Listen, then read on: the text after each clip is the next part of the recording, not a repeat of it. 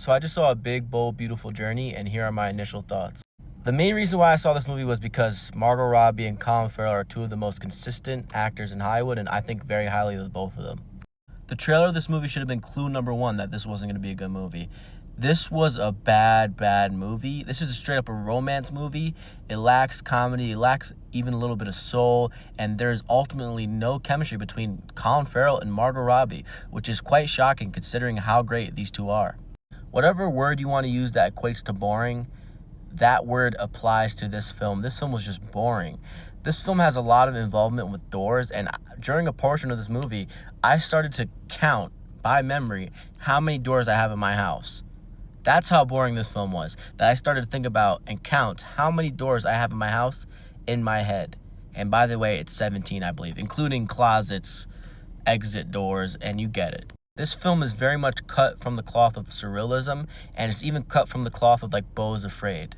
This film deals a lot in the world of surrealism and world of dreamlike scenarios and even traveling back in the past, quote unquote.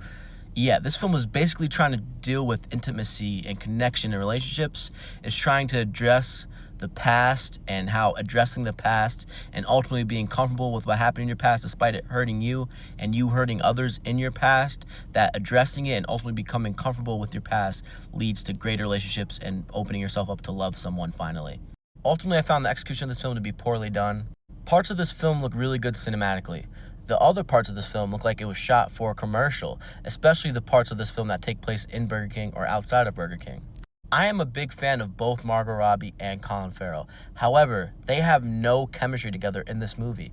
They lack romance, and this film is entirely based and rooted in romance, and these two don't share any of that romance at all. They were unable to attain any sorts of chemistry together, and that's shocking to me because I think they are both really great in other projects. At the end of this film, we're just supposed to believe they're in love with each other. Nothing that happens before the ending of this film makes you believe they're in love with each other. Yes, they are addressing each other's past with each other. Yes, they both love cheeseburgers, and yes, they are both sent on a big, bold, beautiful journey, but this movie is a big nothing. You feel nothing. Like I said, it's a shame because I really enjoy both Margot Robbie and Colin Farrell, but this film was like a 1.5 out of 5 for me. It was so boring and there's no chemistry there. I mean, how can I not give it a 1.5 out of 5? I can't give it anything higher. This film held my intrigue for about 30 minutes, but that's about it. It's your boy Matt Talks Films. Follow me everywhere Matt Talks Films for more. I'll see you there.